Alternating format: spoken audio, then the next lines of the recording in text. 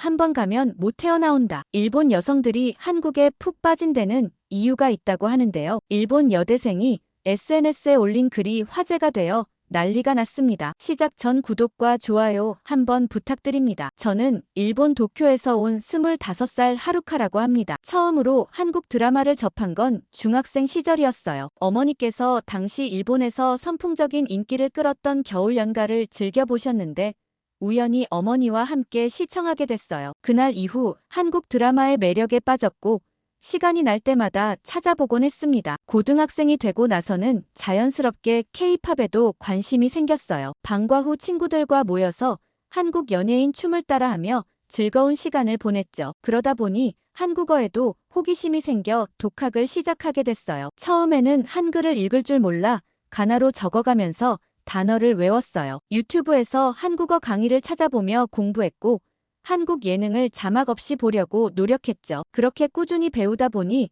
대학 3학년이 되었을 때는 직접 한국에서 공부해보고 싶다는 생각이 들었어요. 특히 한국 예능 제작 방식에 대해 배우고 싶었어요. 일본 예능은 다소 과장된 연출이 많아 억지스러운 웃음을 유도하는 경우가 많지만 한국 예능은 억지스러운 연출 없이 자연스럽게 흐르면서도 편안한 분위기를 조성한다는 점이 인상적이었어요. 그래서 저는 서울의 대학원에서 직접 배우기로 마음먹었습니다. 하지만 부모님께서는 제 유학을 심하게 반대하셨어요. 아버지는 한국에 대해 좋지 않은 감정을 가지고 계셨고 그건 대대로 내려온 거라고 하셨죠. 어머니도 평소에는 한국 드라마를 즐겨보셨지만 막상 제가 유학을 가겠다고 하니 걱정이 많으셨던 것 같아요. 매일 부모님께 설득하려 했지만 쉽게 받아들이시지 않았어요. 결국 저는 조용히 준비를 진행하기로 했습니다. 유학 비용을 마련하려고 하루 3개의 아르바이트를 했어요. 낮에는 카페에서 근무했고 밤에는 편의점에서 일했죠. 쉬는 시간엔 대학원 시험을 준비해야 했어요. 몇 개월 동안 하루 4시간도 제대로 자지 못했지만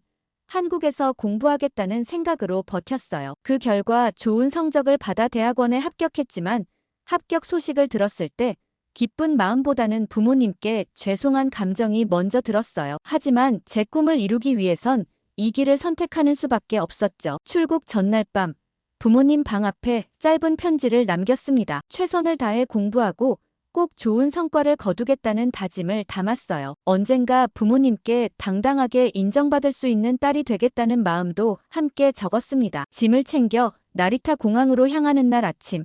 하늘이 맑고 푸르렀어요. 마치 저의 선택을 응원해주는 것처럼 느껴졌죠. 비행기에 오르면서 다시는 뒤돌아보지 않겠다고 다짐했어요. 제가 내린 결정이 틀리지 않았다는 걸 꼭 증명하고 싶었어요. 그렇게 한국 생활이 시작됐어요. 어느덧 반년이라는 시간이 흘렀네요. 부모님 생각이 날 때마다 마음이 아리지만 그래도 제 선택에 후회는 없어요. 한국에서 보내는 하루하루가 마치 꿈을 향해 한 걸음씩 나아가는 과정처럼 느껴지거든요. 언젠가 부모님 앞에서 당당한 모습으로 설 때까지 열심히 살아가야겠다고 다짐했죠. 인천공항에 도착한 건 저녁 시간이었어요. 무거운 캐리어를 2개 끌고 공항을 빠져나오다가 한쪽 짐이 갑자기 넘어지고 말았어요. 그때 모자를 쓴 중년 남성이 갑자기 다가왔습니다. 그리곤 조용히 캐리어를 세워주셨죠. 제대로 감사 인사를 건네기도 전에 공항버스 타는 곳까지 직접 캐리어를 옮겨주시겠다고 하셨습니다. 처음에는 혹시 의심스러운 의도가 있는 건 아닐까 걱정했지만 오히려 예상보다 따뜻한 친절에 감동했어요. 버스 안에서까지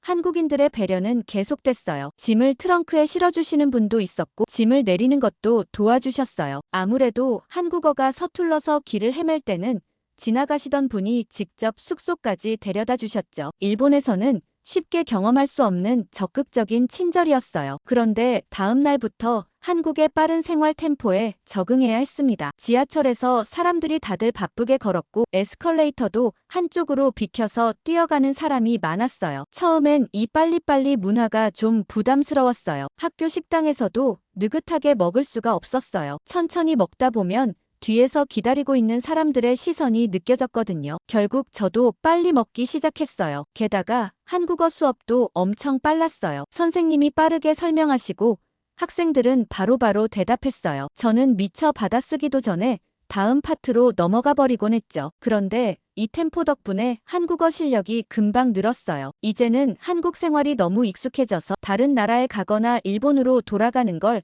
상상하면 오히려 답답한 기분이 들어요. 특히 일본은 행정 절차가 너무 느려요. 뭐든지 직접 손으로 써야 하고 종이 서류를 챙겨야 하거든요. 한국처럼 효율적이고 빠르게 처리되는 게 없어요. 처음엔 한국의 빠른 문화가 부담스러웠지만 지금은 오히려 이 에너지가 좋아졌어요. 한국인들의 따뜻한 마음이 더는 낯설지 않게 되었습니다. 이로 인해 마음이 편해졌지만 일본에서 온 유학생들은 한국의 빠른 템포에 적응했다가 일본의 여유로운 시스템을 마주하면 답답함을 느낀다고 해요. 저 역시 한국 생활에 스며들면서 주변을 좀 더 여유롭게 바라보게 되었습니다. 어느 날 수업이 예상보다 일찍 마무리되어 학교 주변을 거닐던 중 아담한 골목길과 마주쳤어요. 안으로 발걸음을 옮기니 세월의 흔적이 담긴 작은 식당들이 옹기종기 모여 있었습니다. 그 중에서도 고향 같은 향기가 나는 한 곳이 눈길을 사로잡았어요. 엄마네 밥집이란 간판이 걸린 식당이었습니다. 문을 열고 들어서자 나이 지긋한 할머니께서 환한 미소로 맞이해 주셨고 잠시 살피시더니 조용한 안쪽 자리로 안내해 주셨어요. 처음 온 손님이었음에도 할머니는 정성스럽게 반찬을 가득 내어주셨습니다. 식사하는 내내 따스한 눈길로 지켜보시다가 마지막 한 숟가락까지 비우자 다정한 목소리로 재방문을 권하셨어요. 그때는 이 만남이 앞으로의 한국 생활을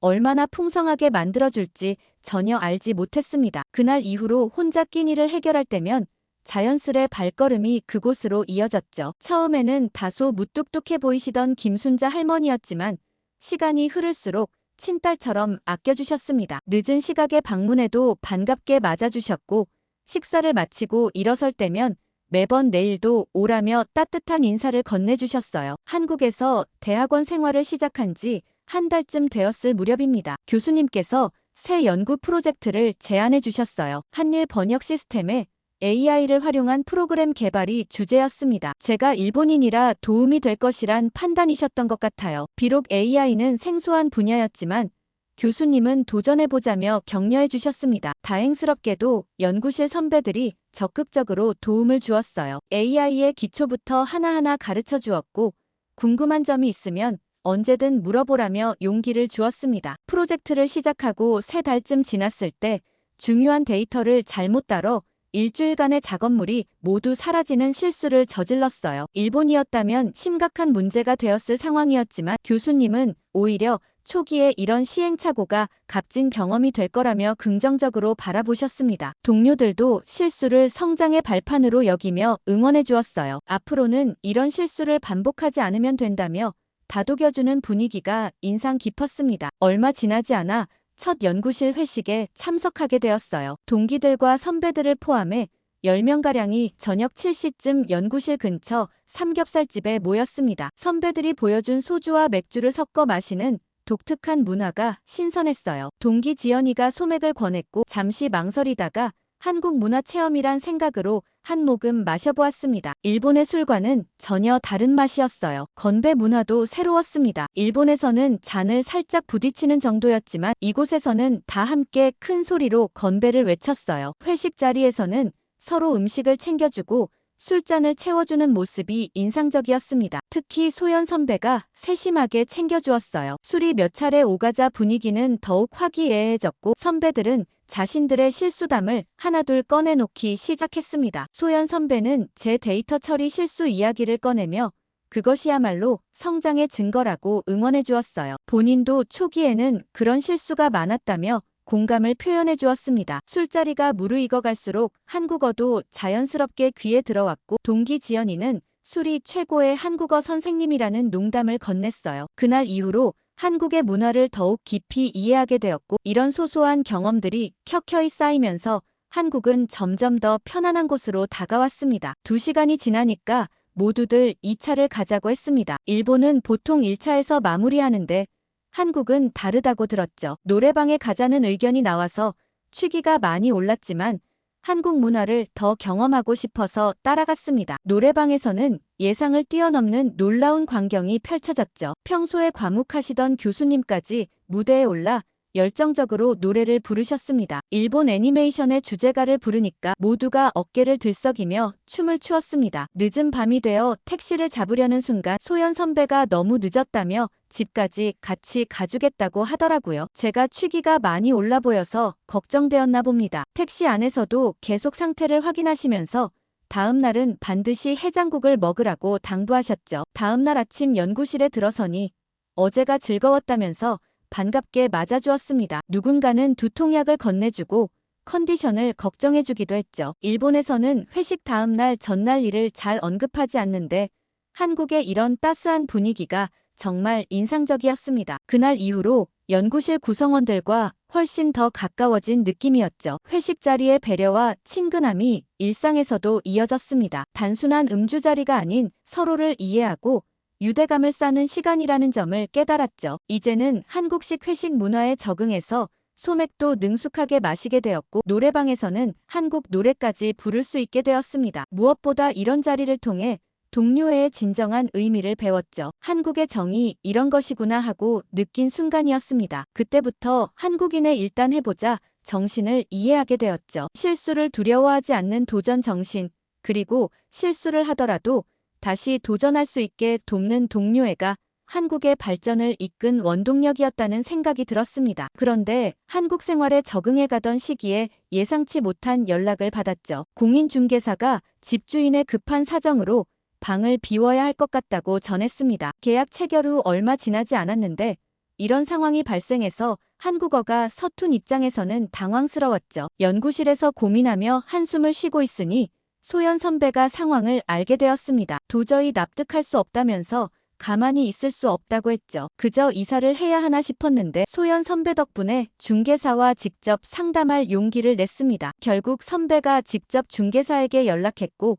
확인해보니 중국인 집주인이 시세보다 낮은 월세 때문에 무작정 퇴거를 요구했던 것이었죠. 선배는 법적으로는 퇴거할 필요가 없다고 했지만 불필요한 트러블을 피하기 위해 조심하는 게 좋겠다고 조언했습니다. 그러면서 새로운 거처를 구할 때까지 본인의 집에서 함께 지내자고 제안했죠. 혼자 살아서 심심했는데 잘 되었다며 환영해 주었습니다. 처음에는 민폐가 될까 걱정했지만 선배의 진심이 전해져서 감사히 받아들였죠. 소연 선배의 집으로 짐을 옮긴 첫날 선배는 방에 새 이불을 준비해 주었습니다. 일본에서 가져온 짐도 함께 정리해 주었고 밤이 되어서는 라면을 함께 끓여 먹으며 대화를 나눴죠. 그때 문득 한국행이 정말 옳은 선택이었다는 생각이 들었습니다. 한국에서는 어려운 상황에 처해도 주변의 도움을 받을 수 있어서 든든했죠. 새 집을 구할 때도 선배가 꼼꼼하게 동행해 주었고 덕분에 이전보다 훨씬 좋은 곳을 찾았으며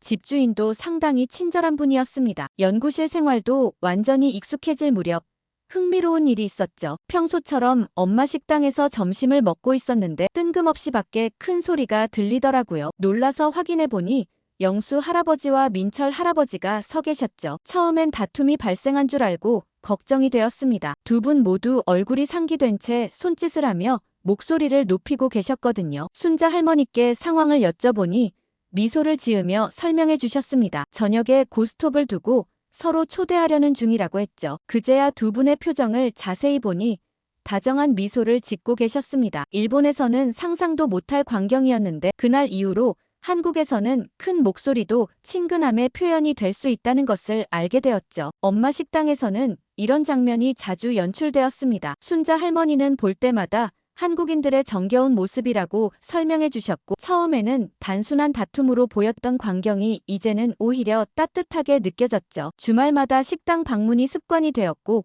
방문할 때마다 순자 할머니가 반찬을 더 챙겨주셨습니다. 특히 제가 잘 먹던 멸치볶음은 일부러 새로 조리해 주시곤 했죠. 그런데 어느 주말에는 감기에 걸려서 식당에 가지 못했습니다. 그날 저녁 순자 할머니께서 정성스레 끓이신 따뜻한 죽을 손수 자취방까지 가져다 주셨습니다. 고소한 참기름 향과 쌀의 구수한 향이 방 안가득 퍼졌고 할머니의 정성이 느껴지는 하얀 죽 위에는 잘게 썬 호박과 당근이 알록달록 올라가 있었어요. 어떻게 주소를 알게 되셨는지는 여전히 의문이지만 문을 열고 할머니의 따뜻한 미소를 마주한 그 순간의 깊은 감동은 지금도 생생하게 가슴 한켠에 남아 있습니다. 대화를 나누던 중 할머니께서는 제가 부모님께 편지만 남기고 유학 온 사실도 이미 알고 계셨고 어머니의 마음으로 걱정이 되셨는지 부모님의 깊은 근심을 헤아리며 한 번쯤 연락을 해보는 게 어떻겠냐고 조심스레 권유하셨어요. 할머니와의 관계는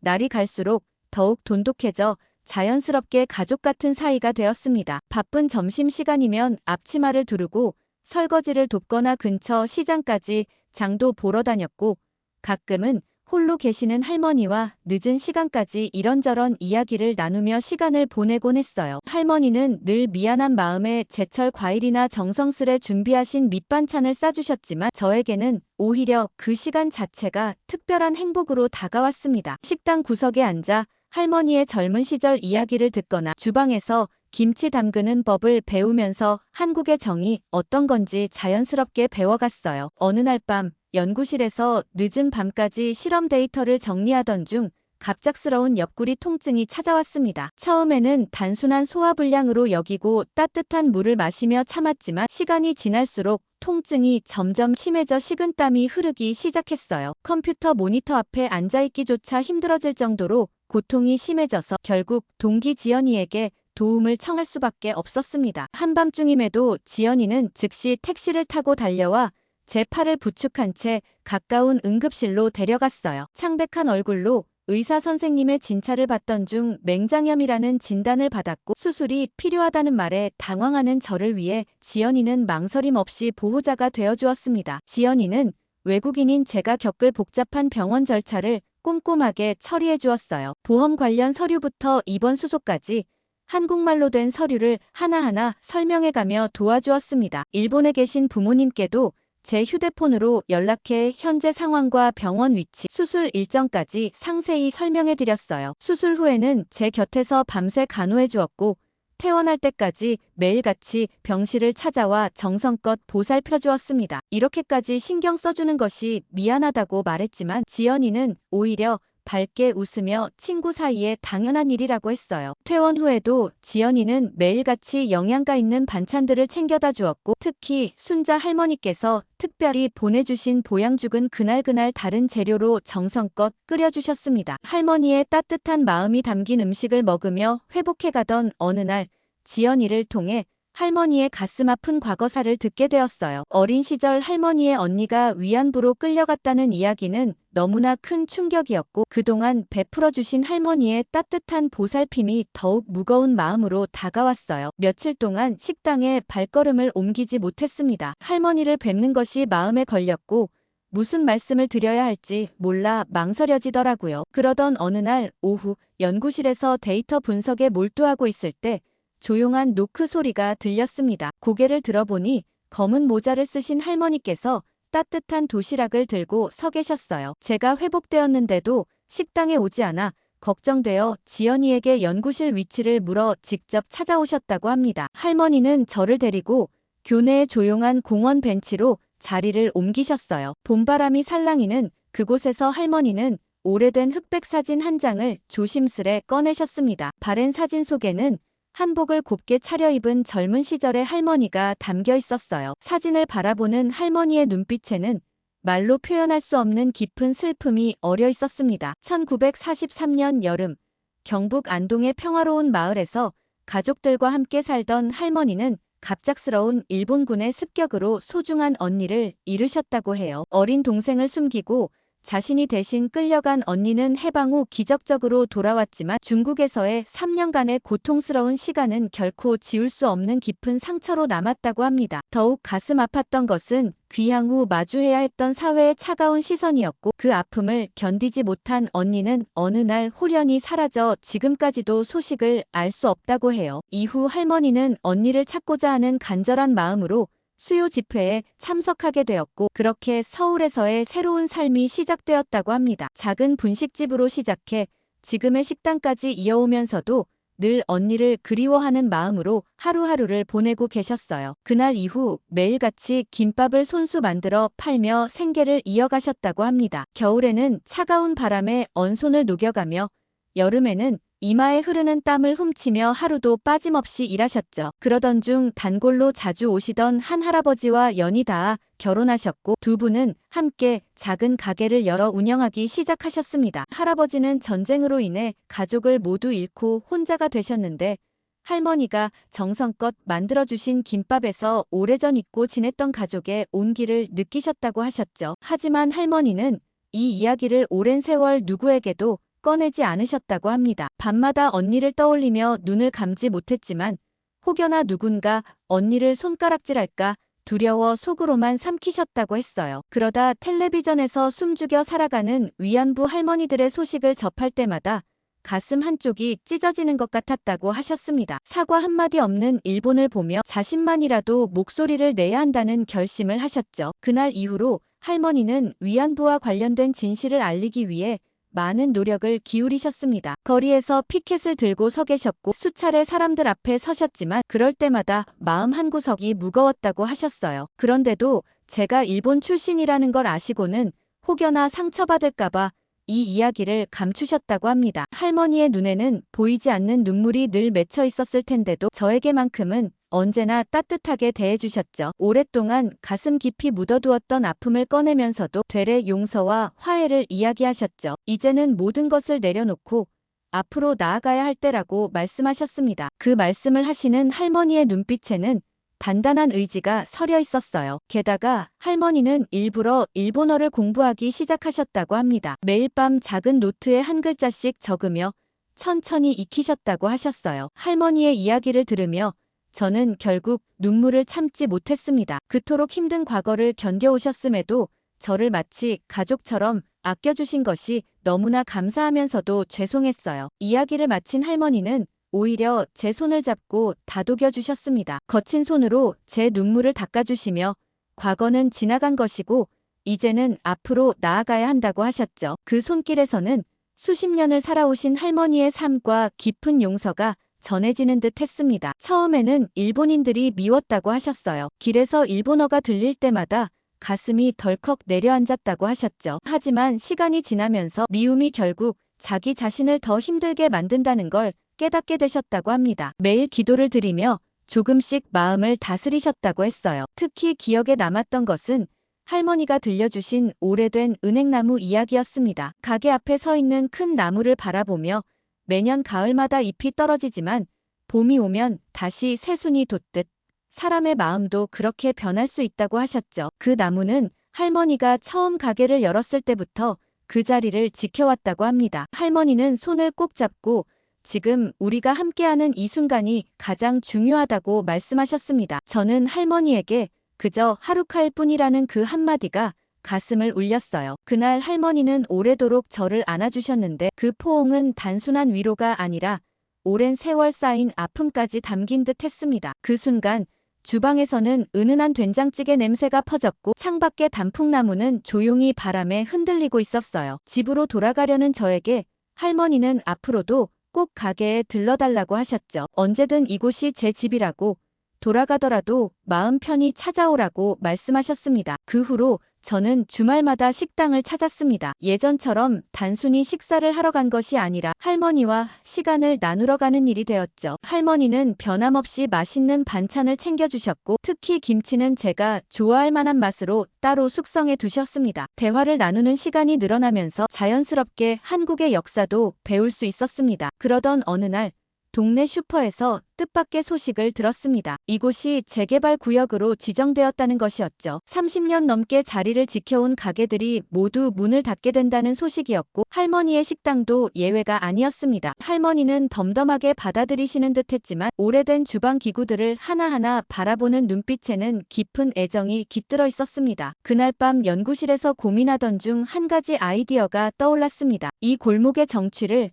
SNS를 통해 알리기로 한 것이죠. 특히 할머니의 가게를 중심으로 일본 유학생이 바라본 한국의 따뜻한 정서를 담아보려고 했어요. 처음에는 연구실 친구들과 함께 가게를 찾았습니다. 친구들은 할머니의 음식에서 오래된 집밥의 느낌이 난다며 감동했어요. 지연이와 소연 선배는 다른 친구들을 데려왔고 그 친구들이 또 지인들에게 알리면서 방문객이 점점 늘어나기 시작했죠. 할머니가 정성을 다해 차려주시는 음식과 따뜻한 인심에 많은 사람들이 감동했습니다. 할머니는 매일 새벽부터 직접 시장에 가서 신선한 재료를 골라오셨고 모든 반찬을 직접 만드셨죠. 제가 올린 영상 중에서 된장찌개를 끓이시는 장면이 큰 반응을 얻었습니다. 30년 동안 숙성시킨 장을 사용한다는 이야기가 알려지면서 하루 만에 조회수가 10만을 넘었어요. 댓글에는 이런 곳이 사라지면 안 된다며 걱정하는 목소리가 많았죠. 그 후로 먼 곳에서 일부러 찾아오는 손님들이 많아졌어요. 부산에서 기차를 타고 오시는 분도 있었고 가족 단위로 방문하는 사람들도 늘어났죠. 손님이 많아져서 힘드셨을 텐데도 할머니는 여전히 한 명 한 명 정성스럽게 챙겨주셨습니다. 점점 어르신들도 많이 찾아오셨고 어떤 분들은 음식을 먹으며 옛 추억을 떠올리며 눈물을 보이시기도 했죠. SNS를 통해 식당이 알려지면서 이제 함부로 가게를 없애지 못하게 되었어요. 게다가 예상치 못한 변화도 생겼습니다. SNS를 통해 식당이 알려지면서 예상치 못한 변화도 생겼습니다. 시장의 다른 상인들도 저를 찾아와 이야기를 나누기 시작했어요. 40년 동안 과일 가게를 운영해온 김영호 할아버지는 이곳을 지키고 싶다며 고민을 털어놓으셨죠. 과일 가게, 정육점, 반찬 가게, 세탁소까지 전통시장의 작은 가게들이 사라질 위험에 처했어요. 이곳에서 평생을 살아온 상인들에게는 삶의 터전이자 가족 같은 공간이었죠. 하지만 개발이 진행되면서 하나둘 빈 점포가 늘어났고 결국 시장을 완전히 철거하고 대형 쇼핑몰을 짓겠다는 소식이 들려왔어요. 그 소식을 접한 상인들은 걱정과 분노에 휩싸였어요. 하지만 가만히 당할 수만은 없었죠. 이를 막기 위해 상인회에서 긴급 회의가 열렸어요. 모두가 생업을 빼앗길 수 없다며 시장의 전통을 유지하면서도 관광지로 발전시키자는 의견이 나왔죠. 단순히 반대만 할 것이 아니라 이 시장이 가진 역사적 가치를 알리고 사람들의 관심을 모아야 했어요. 그래야 이곳이 단순한 노후 시장이 아니라 함께 지켜야 할 소중한 공간이라는 인식이 퍼질 테니까요. 이에 상인들은 각자 할 수 있는 방식으로 이 움직임에 동참했습니다. 과일 가게를 운영하는 어르신은 64년 된 고목나무 아래서 찍은 옛 사진들을 가져오셨고 세탁소를 운영하는 아주머니는 50년 전 이 골목에서 결혼하던 시절의 사진을 꺼내 보이셨죠. 사진 속에는 젊은 시절의 상인들, 장을 보러 다니던 주민들, 그리고 아이들이 뛰노는 모습이 담겨 있었어요. 세월이 지나면서 변한 것은 많았지만 이 골목에서 살아가는 사람들의 정만큼은 여전했죠. 그 사진들은 골목의 역사를 증명하는 귀중한 기록이 되었습니다. 이 골목의 역사를 기록하는 프로젝트가 본격적으로 시작됐어요. 대학생 자원봉사자들이 찾아와 상인들의 삶을 영상으로 남기기 시작했죠. 처음에는 어색해하시던 상인들도 점점 마음을 열고 자신의 이야기를 들려주셨어요. 누군가는 부모님 대를 이어 이곳을 지켜왔고 누군가는 생계를 위해 정착한 곳에서 평생을 바쳐 일해왔어요. 그렇게 수십 년의 이야기가 하나둘 기록됐습니다. 시장 입구에는 추억의 골목 사진전이 열렸어요. 전시된 흑백 사진을 바라보며 많은 이들이 발걸음을 멈췄죠. 나이든 어르신들은 젊은 시절의 기억을 떠올리며 이야기하셨고 젊은 사람들은 조용히 귀를 기울였어요. 여기가 예전에는 이렇게 생겼었구나. 이 사진 속 할아버지가 지금도 과일 가게를 하신다고. 사람들은 놀라워하며 시장을 다시 보게 되었어요. 동시에 시장을 보존하자는 서명운동도 시작됐습니다. 처음엔 몇백 명 수준이었지만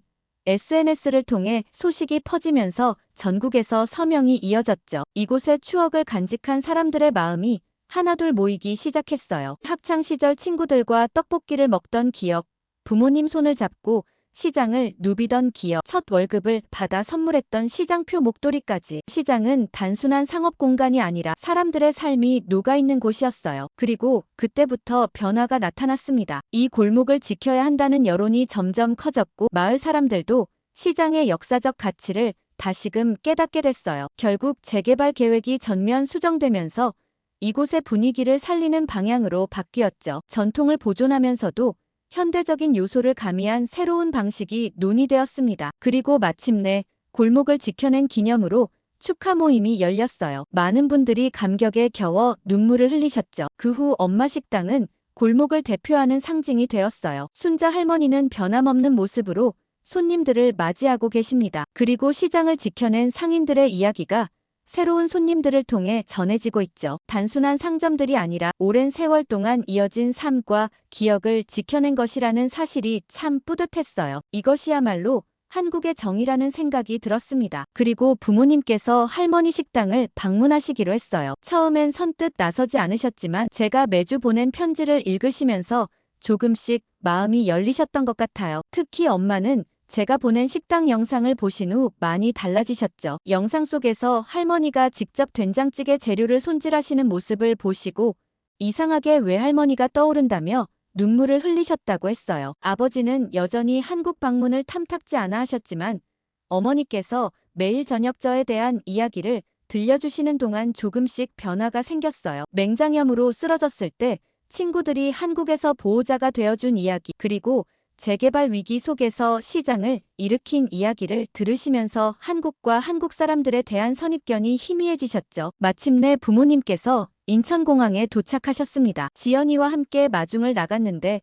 짐을 들어드리겠다며 달려온 지연이의 모습을 보며 아버지의 표정이 살짝 누그러졌어요. 택시에서 내려 골목 입구까지 걸어오는 동안 시장 상인분들이 환하게 웃으며 인사를 건네셨죠. 그리고 마침내 엄마 식당에 도착했어요. 문을 열자마자 구수한 된장찌개 향이 코끝을 스쳤죠. 할머니는 이미 제가 보여드린 사진으로 부모님 얼굴을 알고 계셨는지 문이 열리기도 전에 일본어로 어서 오세요라고 인사하셨습니다. 어머니는 그 모습을 보자마자 감정을 주체하지 못하고 눈물을 쏟으셨죠. 편지를 통해 전해드렸던 할머니의 따뜻한 마음과 저를 손녀처럼 아껴주셨던 기억들이 떠오르신 것 같아요. 할머니는 아무 말 없이 어머니를 다정하게 안아주셨습니다. 아버지는 어색한 기색을 감추지 못하셨지만 할머니께서 직접 끓이신 가스오부시 된장국을 한 숟갈 뜨신 뒤 깜짝 놀라셨습니다. 일본 가정식과 똑같은 맛이 난다며 감탄하셨죠. 알고 보니 할머니께서 전날 밤늦도록 유튜브로 일본 요리법을 찾아보셨다고 해요. 그날 저는 역사의 아픔을 넘어 서로를 이해하는 진정한 화해를 보았습니다. 그리고 이제 한일 관계가 더 가까워질 수 있다는 희망도 느낄 수 있었어요. 모든 것은 이곳의 작은 식탁에서 시작된 변화였죠. 오늘 사연이 재밌으셨다면 구독과 좋아요 꾹 눌러주시고 화면에 이어지는 다음 영상도 많이 봐주세요.